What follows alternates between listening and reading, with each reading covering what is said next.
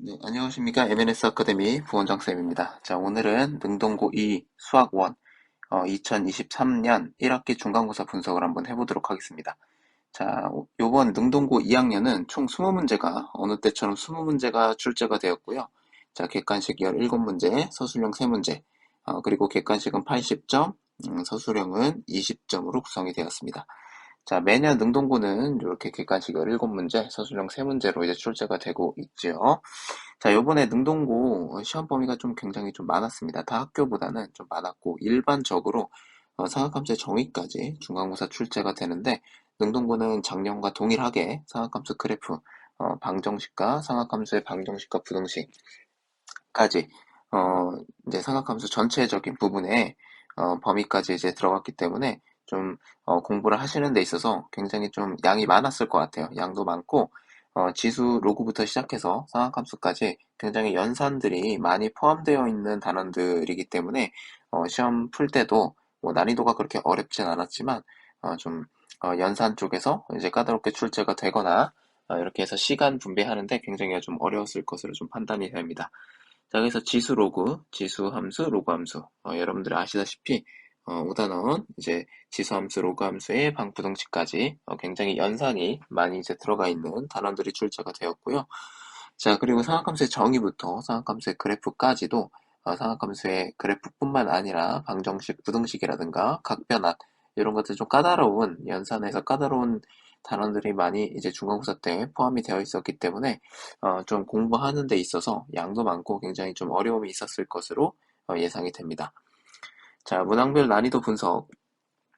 자, 상문제는 이제 포함되어 있지 않았어요. 능동고 요번 이제 수학원 시험지를 좀 이제 쭉 훑어보시면 좀 엄청나게 어려운 문제는 없었던 것 같아요. 그냥 중상이나 중 문제들 좀 주의 깊게 보셔야 될 부분이 중상과 중 난이도가 굉장히 많이 포함이 됐습니다. 그래서 상 난이도가 없었음에도 불구하고 이렇게 이제 중 난이도와 중상 난이도가 굉장히 많이 출제가 되었으면 굉장히 시간 분배에서 굉장히 어려움을 느꼈을 것이고 실질적인 체감 난이도는 굉장히 높았을 것으로 이제 예상이 됩니다. 그래서 선생님은 이제 난이도는 전체적으로 중과 중상으로 판단을 했지만 실제 아이들이 느꼈을 난이도는 상에 가까웠을 것으로 좀 예상이 돼요. 실제로 이제 4번 첫 페이지까지도 첫 페이지도 사실 까다롭게 연산 쪽에서 까다롭게 출제가 되었기 때문에 첫 페이지에서 좀 당황하는 친구들이 좀 있었을 것으로 예상이 되고 5번부터 중난이도가 쭉 이제 분포가 되면서 20번까지 특히 서술형에서 굉장히 서술형이 좀 굉장히 까다롭게 출제가 됐거든요. 그래서 서술형 감점도 굉장히 심했을 것이고 첫 페이지서부터 좀 당황한 친구들이 있었을 것으로 예상돼서 좀 전체적인 난이도가 높진 않았지만 아이들이 체감 난이도는 높았을 것이고 그리고 시간이 없어서 못 푼 문제들도 굉장히 많았을 것으로 예상이 되기 때문에 전체적인 평균 점수들이 굉장히 낮을 것으로 예상이 됩니다. 자, 그래서 이제 총평은 앞에서 말씀드린 대로 이제 킬러 문제나 상 난이도는 없었어요. 없었지만 이렇게 이제 그 학교 선생님들이 중 난이도와 중산 난이도를 이렇게 많이 이제 분포를 시키면 굉장히 시간 분배도 어렵고 계산상에 특히 이번 중간고사 범위가 이제 단원 특징상 연산이나 이런 것들 계산이 좀 많은 이제 파트들이었는데 여기서도 중이나 중상 난이도가 많이 분포가 되면서 연산이 굉장히 까다로웠죠. 그래서 시간 분배가 굉장히 어려웠을 것이라고 이제 판단이 되고 학생들 대부분 시간 내에 못 풀었을 것으로 좀 생각이 듭니다. 그래서 문제 난이도는 그렇게 어렵진 않았어요. 학교 교과서나 부교재, 교사형 자료를 그렇게 크게 벗어나진 않았지만 좀 연산이 까다롭기 때문에 계속 반복적으로 말씀드린 대로 연산이 까다롭기 때문에 시간적으로 분배해서 굉장히 어려움을 느꼈을 것으로 생각이 됩니다. 나름 서술형이나 이제 어, 변별력 문제에서는 이제 모의고사나 수능 기출에서 이제 발췌된 문제들로 구성이 되어서 모의고사 유형까지 완벽하게 공부를 하셔야 이제 1등급에 좀 가까운 점수를 받았을 것으로 예상이 됩니다. 특히 서술형이 굉장히 어려웠어요. 보통 일반적으로 이제 능동고는 서술형이 좀 쉽게 출제가 매년 됐었는데 요번에 좀 서술형이 좀 만만치 않았습니다. 그래서 서술형 만만하게 보시면 안 되고 서술형도 굉장히 준비를 철저하게 했어야 됐어요. 요번에는 어, 난이도가 많이 어렵지 않았음에도 불구하고 중상 난이도가 굉장히 많이 분포가 됐기 때문에 한마디로 얘기해서는 많이 공부한 학생들이 좋은 점수를 받았을 것이다 라고 좀 판단이 됩니다. 그래서 여기까지 좀 총평이었고요. 이제 중간고사 분석이었고, 이제 기말고사 때는 여러분들이 좀 생각하셔야 될 게, 이번에 좀, 평균이 좀 낮게 나올 것 같거든요. 그렇기 때문에 기말고사는 요거보다는 어려워지진 않을 것 같아요. 그래서 조심스럽게 그렇게 예상을 좀 하고, 요번에 좀 점수가, 안 나왔던 친구들은 기말고사 때 철저하게 준비를 하셔가지고, 요거보다 좋은 점수를 받도록 꼭 해야 되겠고, 요번에 전체적으로 이제 평균 점수가 낮다 보니까 등급 간 이제 점수 차이가 그렇게 많이 나지는 않을 것 같아요. 그래서 수행평가 잘 챙기시고 기말고사 때 실수 조심하시면 충분히 중간고사를 좀 만회하는 그런 성적이 나오지 않을까 조심스럽게 예상을 합니다. 그래서 여러분들 포기하지 마시고 수행평가, 기말고사 같이 이제 남은 시험들을 잘 준비하시길 바라겠습니다.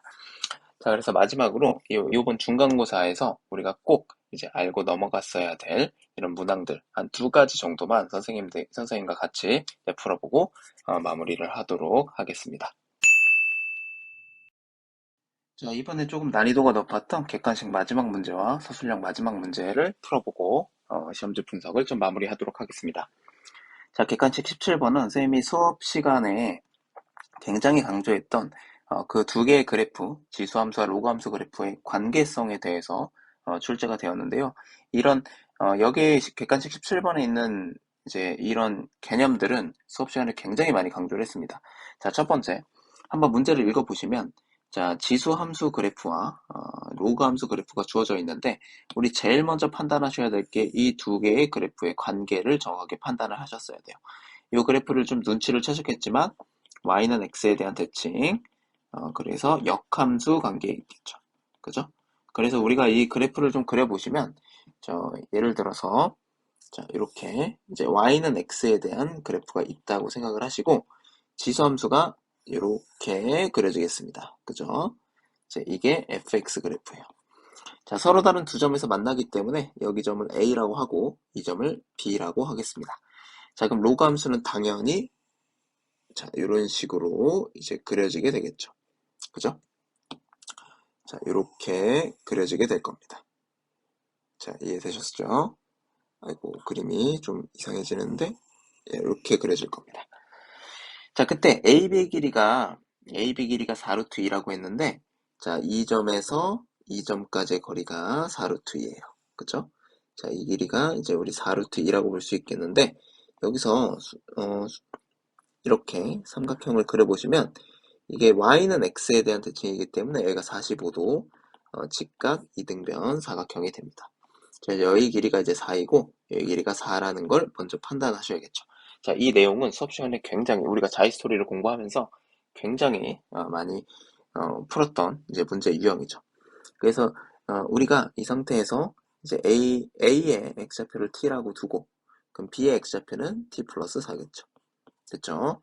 자, 여기에 x좌표는 이제 이 지수함수에다 t를 넣은 a의 t제곱 플러스 k가 되겠고요. 여기는 a의 t 플러스 4제곱 플러스 k가 되겠습니다.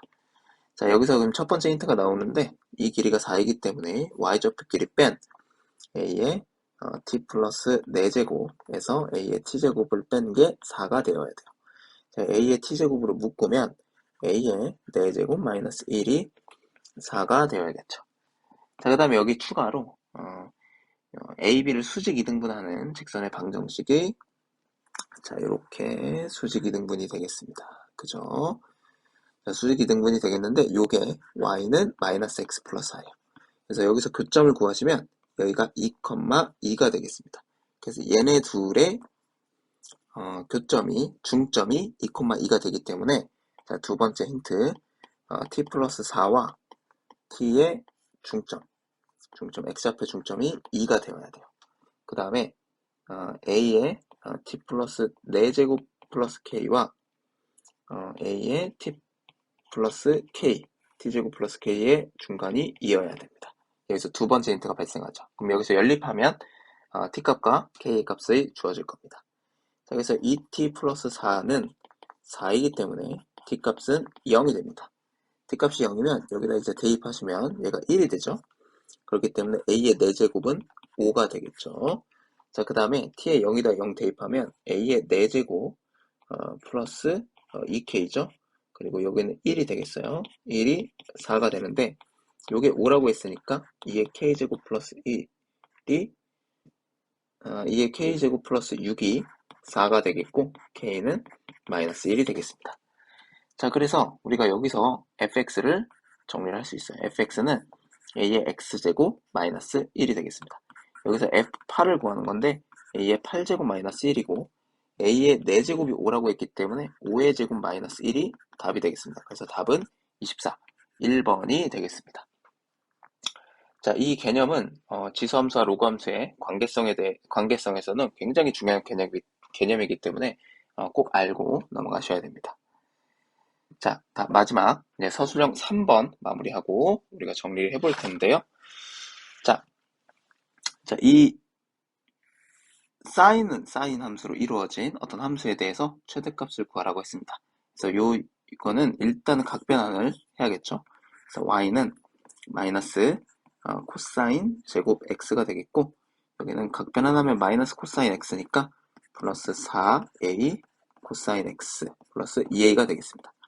그럼 여기서 이제 코사인 x를 우리가 이제 t로 치환을 하게 되면 결론적으로 y는 이제 마이너스 t 제곱 플러스 4at 플러스 2a가 되겠고요. 여기서 t의 범위는 마이너스 1과 1 사이가 되겠습니다. 자, 여기 그래프를 2차 함수 그래프로 바뀌는데 이 그래프를 그려서 이때 최대값을 fa라고 표현하자 했습니다. 그럼 이제 그래프를 이제 좀 그려보겠습니다. 자, 위로 블록한 그래프가 나오겠고요. 자, 축은 2a가 되겠습니다. 그죠? 자, 근데 이제 축이 결정되어 있지 않다 보니까 자, 우리가 자, 이렇게 세 가지의 경우로 나눠서 이제 문제를 좀 풀어봐야겠는데, 그죠? 자, 범위가 주어져 있죠? 자, 마이너스 1과 1 이렇게 범위에 있을 때, 자, 그리고 마이너스 1과 1 사이에 축이 들어가 있을 때, 자, 마이너스 1과 1 사이가 축을 벗어날 때, 자, 첫 번째 경우는 자, 이 a가 1보다 크거나 같을 때니까 a가 2분의 1보다 클 때예요. 그때 우리가 여기가 최대값이기 때문에 이 범위에서 최대값은 이거기 때문에 fa라는 값은 여기다 1을 넣은 값이 되겠어요. 그래서 6a-1이 되겠습니다. 자, 두 번째, 이 a의 범위가 1보다는 작고 마이너스 1보다는 크거나 같을 때, 그러니까 a의 범위가 2분의 1과 마이너스 2분의 1 사이일 때는 2a일 때가 최대값이기 때문에 fa는 2a를 넣은 마이너스 4a 제곱 플러스 8a 제곱 플러스 2a가 되겠어요. 정리하면 4a 제곱 플러스 2a가 최대값이 되겠습니다. 자, 세 번째, 이 a가 마이너스 1보다 작을 때, a가 마이너스 2분의 1보다 작을 때인데 이때는 마이너스 1이 최대값이기 때문에 fa는 마이너스 1을 넣은 마이너스 2a 마이너스 1이 답이 되겠죠. 자, 이때 우리가 fa가 2가 되는 a의 값을 다 구하라고 했는데 얘가 2가 될 수도 있고 얘가 2가 될 수도 있고 얘가 2가 될 수도 있기 때문에 세 가지 경우에서 다 구해줘야죠. 자, 이때 첫 번째 경우는 6a가 3이기 때문에 a가 2분의 1이에요. 범위에 포함되죠. 일단 요거 선택하시고요. 자, 요거 이제 풀면 되죠. 양변 2로 나눠서 이항시키시면 마이너스 1은 0이죠. 자, 2a 마이너스 1, 자, a 플러스 1로 인수분해가 되겠고 a는 2분의 1 또는 마이너스 1인데 둘 다 포함이 안 되기 때문에 이 경우는 안 되겠습니다. 자, 마지막 세 번째 마이너스 2a가 3인 경우 a가 마이너스 2분의 3인 경우인데 이때 이 범위에 포함이 되기 때문에 모든 a의 값은 2분의 1과 마이너스 2분의 3이 되겠습니다. 자, 그래서 모든 a 값의 합은 2분의 1 마이너스 2분의 3이기 때문에 답은 마이너스 1이라고 정해주면 될 것 같습니다. 자, 여기까지 서술형 3번까지 풀고 꼭 여기서 나오는 문항들은 우리가 뒤에 수능에서도 굉장히 중요하게 다루는 내용들이기 때문에 정확하게 이제 공부 마무리하시고 우리 남은 수행평가와 기말고사 잘 마무리하셔서 이번 1학기 수학원 등급을 좋게 마무리하시길 바라겠습니다. 자, 항상 선생님이 같이 이제 노력을 할 테니까 우리 같이 화이팅 해서 1학기 잘 마무리하도록 합시다.